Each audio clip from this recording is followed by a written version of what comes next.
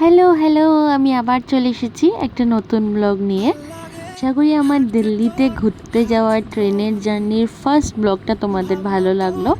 এখন আমি এটা তোমাদের সাথে সেকেন্ড ব্লগ শেয়ার করছি, যেখানে সেই দিনই যেদিন আমরা পৌঁছালাম আমার কাজিন সিস্টারের বাড়ি, সেই দিনই আবার ইভিনিংয়ে আমি, দিদি ভাই আর টিনা দিদি, মানে আমার কাজিন সিস্টার পিসির মেয়ে আমরা সবাই মিলে বেরিয়ে গেলাম মলে ঘুরতে। দিদির বাড়ি আছে নয়ডাতে, তো নয়ডাতে এটা খুব ফেমাস ডিএলএফ মল। তো সেখানে আমাদেরকে ঘুরতে নিয়ে গেছিলো সেদিন ইভিনিংয়ে টিনা দিদি। তো এখানে মলটা দেখো, আমরা সবাই মিলে মলে ঘুরছি, অনেক মজা হয়েছিল সেদিন। আচ্ছা, তোমরা বলো তো আমাদের তিনজনের ফেসে সিমিলারিটি আছে কি না, বোঝা যাচ্ছে কি না আমরা তিনজন বোন বলে। এইখানে একটু পোজ দিচ্ছিলাম আমি আর দিদিভাই।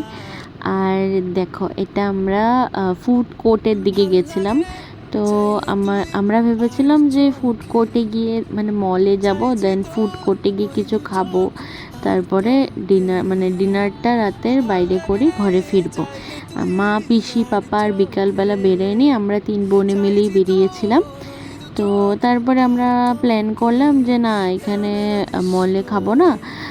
টিনা দিদি বললো ওখানে নাকি খুব সুন্দর সুন্দর রেস্টুরেন্ট আছে, তো বাইরে, তো ওখানে নিয়ে যাবে, তো সেখানেই যাবো করে প্ল্যান করলাম।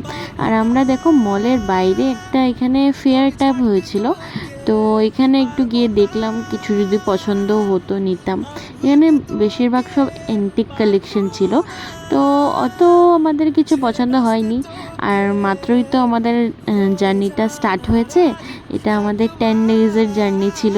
তো আমরা অনেক অনেক জায়গায় ঘুরবো, অনেক অনেক জায়গায় খেতে যাব, অনেক অনেক জায়গায় শপিং করতে যাব।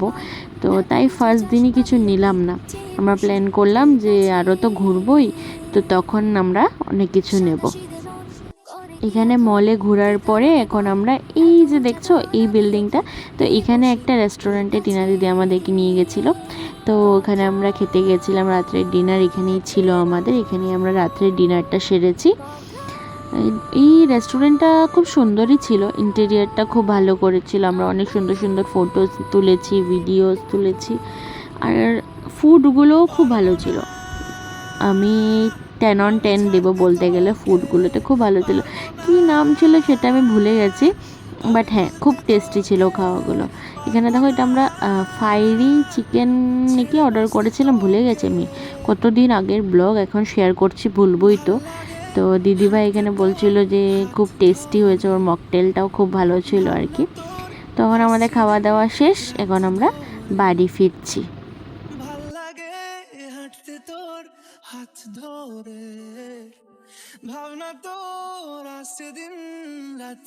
রেস্টুরেন্ট থেকে বেরিয়ে আমরা একটু চারদিকে দেখতেছিলাম দিল্লির নাইট লাইফটা।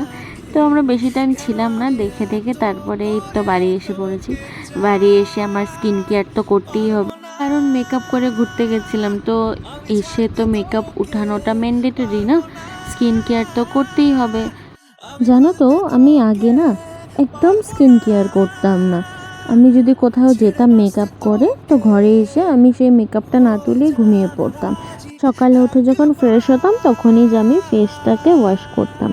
তো তারপরে এইভাবে চলতে চলতে আমার মুখের মধ্যে খুব ছোট ছোট ছোট ছোট পিম্পলস হতে গেল।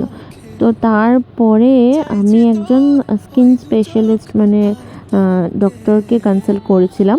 তো উনি আমাকে কিছু মেডিসিনস দেয়, তো আবার কিছু ক্রিমও দিয়েছিল। তো সেসব ইউজ করার পরে আমার স্কিনটা আগের থেকে এখন একটু বেটার হয়েছে। তো তারপর থেকে আমি এখন রেগুলার স্কিন কেয়ারের রুটিন আমি একদম মানে ফলো করছি।